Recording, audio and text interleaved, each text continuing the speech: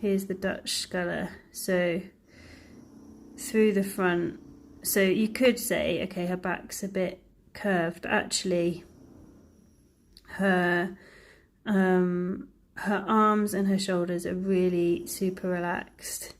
And then there is absolutely no time between the handle going in and the engagement happening kind of simultaneously between the hands, the legs and the trunk. So it's much more of a complete connection movement, and this is what I want to talk to you about basically.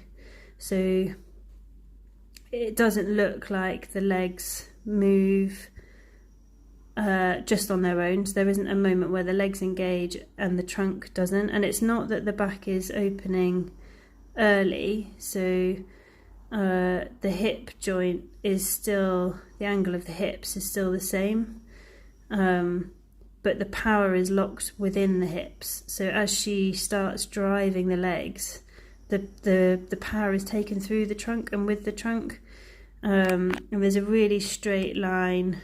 There's a really straight line of the handle movement. So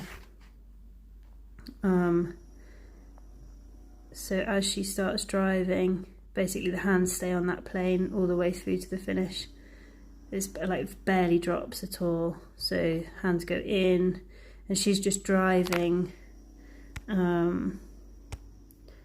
She's just driving like backwards in this direction from her trunk. So if you see her core, like, so there's the front, and it's like if you could attach her on a piece of string from her belly button, it's like her back just drives straight back with the hands moving in a straight line as well. So it's just a really powerful connection between all levers of the body. It's not just legs work first and then body follows. It's body connects at the front, and then everything drives together. And it's not opening up earlier, and it's not moving the shoulders back. So the shoulders aren't taking that load there. It's the hands connect, and then it's you can see the work is sort of here, maybe a bit lower down than that actually, but I can't move the circle now. But it's the work is locked in the trunk. So if you think about a ball of work happening, so like where a triangle gets formed between, don't know whether I can draw one here, but you've got like a there,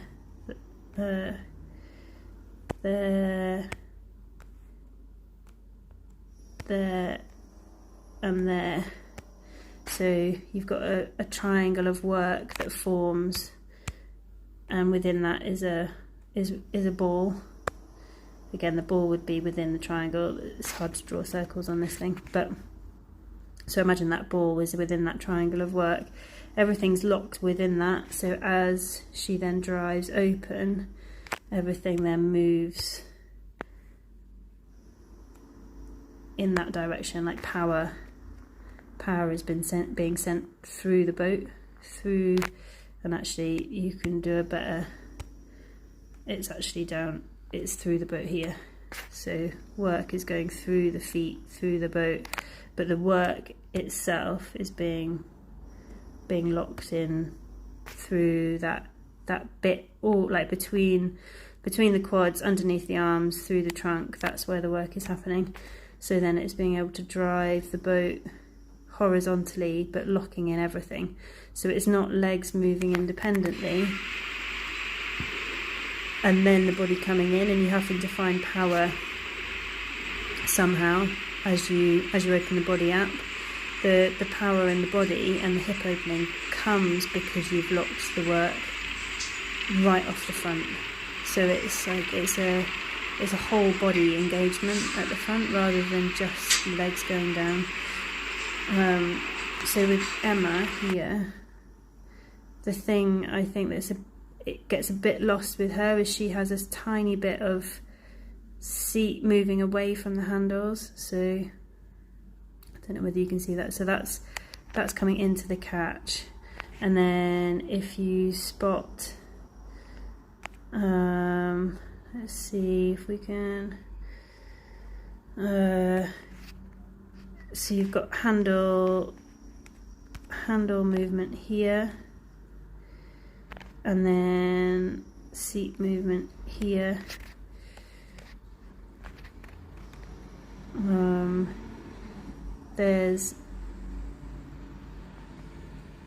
There's a moment where the legs move and the handle doesn't move that much, so it's almost like the initiation of her leg drive doesn't involve the trunk in the same way, so the efficiency gets lost, in my opinion. So, which is why I don't think she wins. Like that's where it gets slightly lost. So you can see it, there's this slightly stretched out initiation of the drive. So it's obviously a leg engagement first, but I think it loses, and there's not as much space, so it takes the triangle. So if we're talking about this,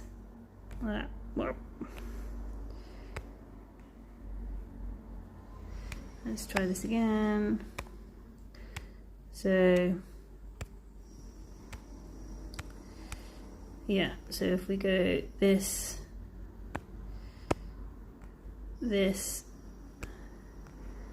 and this triangle, it's much smaller. Like the creation of it isn't as, doesn't look like there's as much work that can be found within that ball as in the Dutch sculler. So it gets compressed because the legs have moved out a bit too far without the body, the hip joint, the hip angle and the back working as hard. So again, it's a style and it's an opinion, but I think you can see the difference in the leg drive.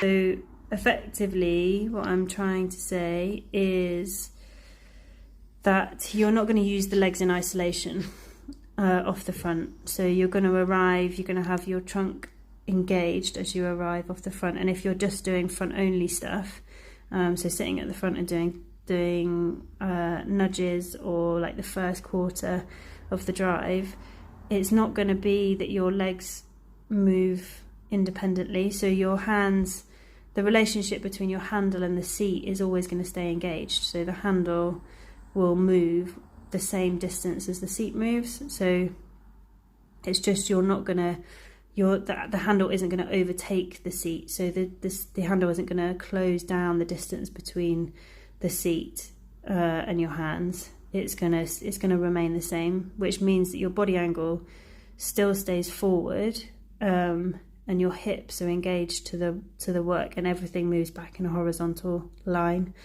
So it's not that your shoulders are coming up and that's engaging your back, it's that your trunk is a lever that transfers the load between your seat and your hands.